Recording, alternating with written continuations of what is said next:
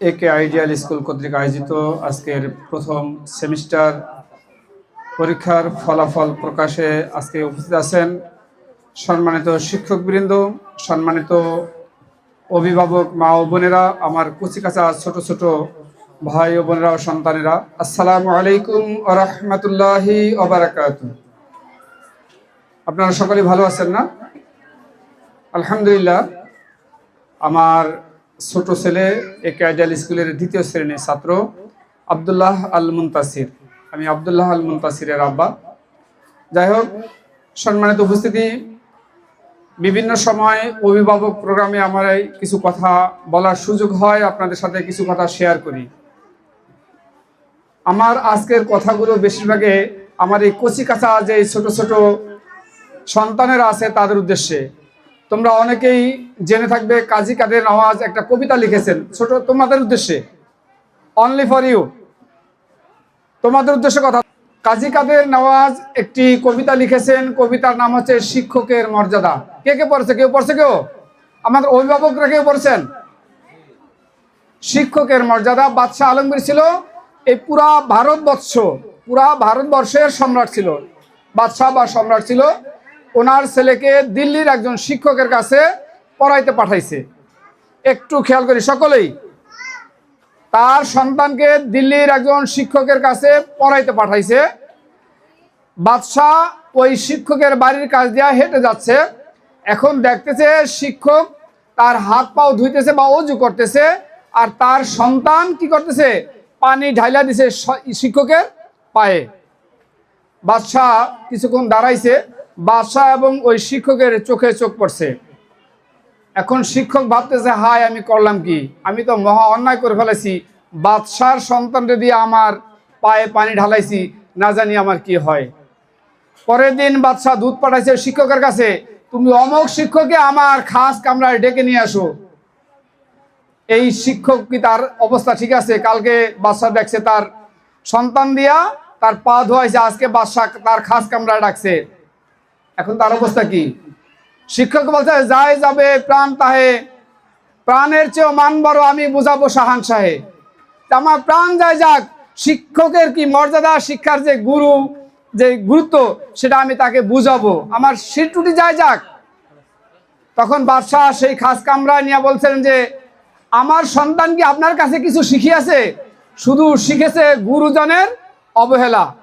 কথাটা খেয়াল করে শুনেন, শিখেছে কি? গুরুজনের অবহেলা। না হয় আমি দেখিলাম কাল স্বয়ং নিজে সকালবেলা বাচ্চা আমার ডালিছে বাড়ি গুরুর চরণে, বাড়ি মানে পানি, আর আপনি কি করতেন? নিজ হাতে সাফ করেছেন আপনার অঙ্গুলি। মানে কবিতার ভাষা বলতে, কবিতা এবং আমার নিজের ভাষায় বলতেছি, যে বাদশাহ বলতেছে আমি দেখছি যে আমার সন্তান শুধু পানি ঢালতেছে, আর আপনি আপনার হাত দিয়ে পা ধুইতেছেন, হাত ধুইতেছেন, আপনার অঙ্গুলি সাফ করতেছেন। আমার সন্তান কেন আপনার পা ধুয়ে দিল না নিজ হাত দিয়ে? এটা আমার বরদাস্ত করা যায় না। তার মানে আমার সন্তান মনে হয় কিছুই শিখে নাই। আমার সন্তানকে এমন শিক্ষা দিতে হবে যেই শিক্ষা দিলে আমার সন্তান শুধু পানি ঢালবে না, শিক্ষকের পা ধুয়ে দিবে। বুঝতে পারছেন? সম্রাট আলমগীর, সম্রাট জাহাঙ্গীরের বাবা যিনি, আমরা সম্রাট জাহাঙ্গীরের ইতিহাস সবাই জানি, আলমগীরের ইতিহাস কম জানি, কিন্তু সম্রাট আলমগীর ছিল মুসলিম শাসকদের অন্যতম এক শাসক। সম্রাট জাহাঙ্গীরও মুসলিম শাসক থাকলেও প্রথম জীবন তার ছিল একটু অগোছালো, ইসলাম বিরোধী। পরবর্তীতে তিনি সম্রাট জাহাঙ্গীর আবার দিনের পথে এসেছেন, ঠিক না? অতএব আমাদের সন্তানেরা এমন শিক্ষা শিখুক, বাদশাহ আলমগীরের সেই সন্তানের মতো এমন শিক্ষা শিখুক যেন আগামীতে সেও একটা সুন্দর মানুষ হয়ে গড়ে তোলে। আমি শিক্ষা চাই না, আমি চাই গুড শিক্ষা। আমাদের প্রবাদ আছে, শিক্ষা আছে জাতির মেরুদণ্ড। ভুল কথা, শিক্ষা জাতির মেরুদণ্ড হতে পারে না। শিক্ষা যদি জাতির মেরুদণ্ড হয়, শিক্ষকের সামনে ছাত্র কখনো টেবিল চাপড়িয়ে কথা বলতে পারে না। শিক্ষা হতে হবে গুড এডুকেশন, সুশিক্ষা হতে হবে। শিক্ষার ভিতরে যদি সুশিক্ষা না থাকে, ওই শিক্ষার বিন্দুমাত্র মূল্যায়ন নাই। আমি বড় বড় ডিগ্রি অর্জন করছি, পিএইচডি করছি, এমফিল গবেষণা করছি, আমি অনার্স মাস্টার সব কিছু করেছি, আমার শিক্ষকের চোখে চোখ রেখে কথা বলতেছি, তাহলে আমার বুঝতে হবে আমার ভিতরে বিন্দুমাত্র শিক্ষার আলো জ্বলে নাই। আমার ভিতরে শুধু অহমিকা, দাম্ভিকতা ছাড়া আর কিছুই তৈরি হয় নাই। আমরা এমন শিক্ষা চাই না যেই শিক্ষা দিলে আমার সন্তানেরা শিক্ষকের চোখে চোখ রেখে কথা বলবে। আমি এমন শিক্ষা চাই যেই শিক্ষা আমার সন্তানরা আমার এই শিক্ষকদের পায়ের নিচে তাকিয়ে কথা বলবে, মাথা উঁচু শিক্ষকের সামনে কখনোই করবে না। আমরা এই শিক্ষা চাই কি চাই না? একে আইডিয়াল স্কুল আমার জানা মতে শুরু থেকে এই কাজটি করে যাচ্ছে। আমার জানা মতে একে আইডিয়াল স্কুল শুরু থেকেই এই কাজটি করে যাচ্ছে। আপনারা হয়তো অবশ্যই আমাদের প্রিন্সিপাল ম্যাডাম বলেছেন যে যারা প্রথম সেমিস্টার ছিল, প্রথম বর্ষে যারা ছিল তারা আজকে ইন্টার সেকেন্ড ইয়ার না ফার্স্ট ইয়ারে বলছে। তো ওই উদ্বোধনী অনুষ্ঠানে, স্কুলের উদ্বোধনী অনুষ্ঠানে আমি কথা বলেছিলাম। আমি সেখানে 5টা বিষয়ের একটা গুরুত্ব ছিলাম, সেই কথাগুলো আমার আজও মনে আছে।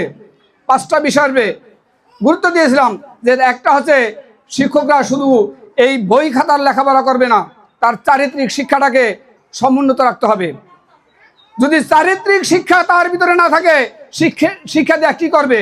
শুধু কতগুলো বস্তাবন্দি সার্টিফিকেট ছাড়া আর কিছুই হবে না। আজকে আমাদের সন্তানেরা লক্ষ্য করে দেখবেন, বড় বড় সার্টিফিকেট অর্জন করছে, তার পিতামাতা বৃদ্ধাশ্রমে থাকে। বড় বড় সার্টিফিকেট অর্জন করছে, মাকে খানা দেয় না, বাবাকে খানা দেয় না, মা বাবার কথা শুনে না। একটা ছেলে যখন এসএসসি পরীক্ষা দিবে তখন সে পিতামাতার অবদ্ধ হয়ে যায়।